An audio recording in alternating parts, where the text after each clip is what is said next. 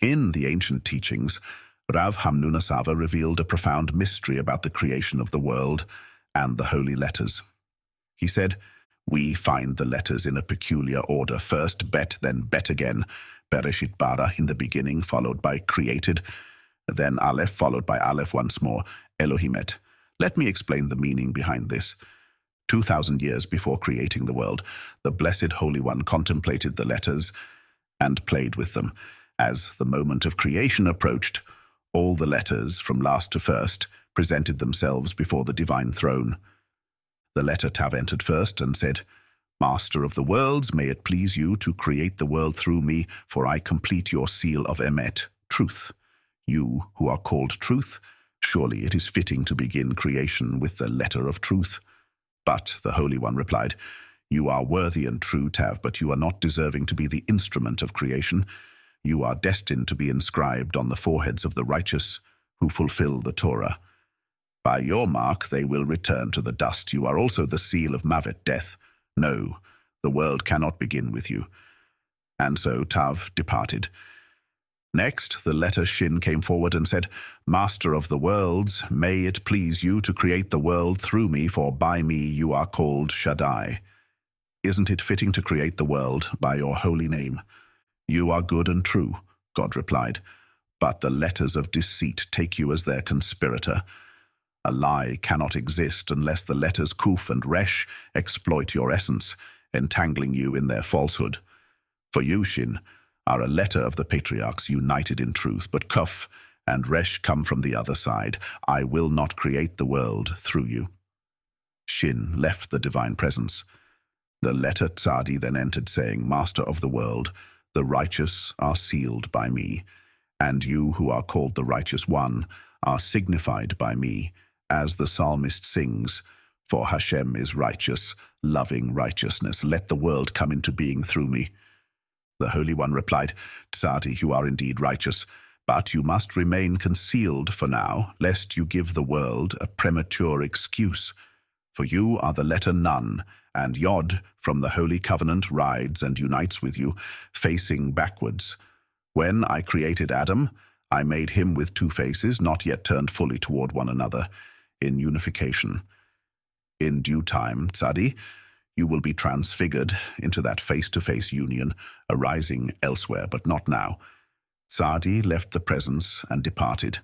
Then the letter Pei entered and said, "Master of the world, may it please you to create the world through me, for I signify the redemption that you will bring, also called Pedut, deliverance." But God said, "You are lovely, Pei, but you contain hidden transgression within, like the serpent that strikes, then tucks its head back into its body. One who sins bows their head low, even while their hands stretch out to take what is not theirs." God continued, "And Ayin that follows you implies Avon, iniquity, though she claimed to represent Anava, humility.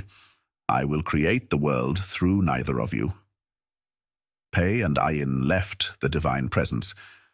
The letter Samech came forward and said, "Master of the world, please create the world through me, for I provide Semisha, support to those who fall, as the psalmist sings, Hashem Somech, Hashem supports all who fall." The Holy One said, "Zak Samesh, you are needed as you are. If you were to leave your place, what would happen to the fallen who depend on you?" Samesh returned to her position. Then the letter Nun entered, saying, "Master of the world, let the world be created through me, for by me you are called Nora, awesome, and the praise of the righteous is called Nava, lovely, through me." But God said, "Nun, go back to your place, for if not for you, Samech would not have returned to hers. Rely on her." So Nun, too, left the presence. The letter Mim appealed, "Master of the world, create the world through me, for by me you are called Melech, king." God acknowledged this, but said, "I will not create the world through you, Mem, for the world needs a king. Return to your place along with Lamed and Kaf. The world must not be bereft of sovereignty." At that moment, the letter Kaf descended from the throne of glory and said, "Master of the world, May it please you to create the world through me, for I am your kavod, your glory. When Kaf left the celestial throne, 200,000 worlds trembled, and the throne itself shook. All of existence teetered on the brink of collapse. The Holy One said, Kaf, what are you doing? I will not create the world through you, for you imply Kalaya, destruction, a harsh decree. Return to your throne and remain there. Kaf heeded this command.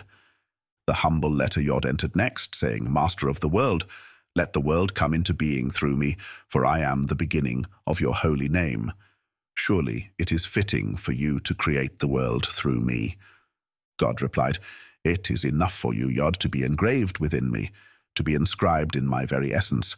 My desire finds its culmination in you. You should never be uprooted from my name. Then the letter Tet came forward and said, Master of the world, create the world through me, for you are called Tov Vayashar, good and upright, through me. But the Holy One said, I will not create the world through you, Tet, for your goodness is concealed, as the psalmist says, how abundant is your goodness that you have hidden away for those in awe of you. The world I'm about to create will not know your hidden goodness, only the world to come. Since your goodness is hidden, even the gates of my temple will sink.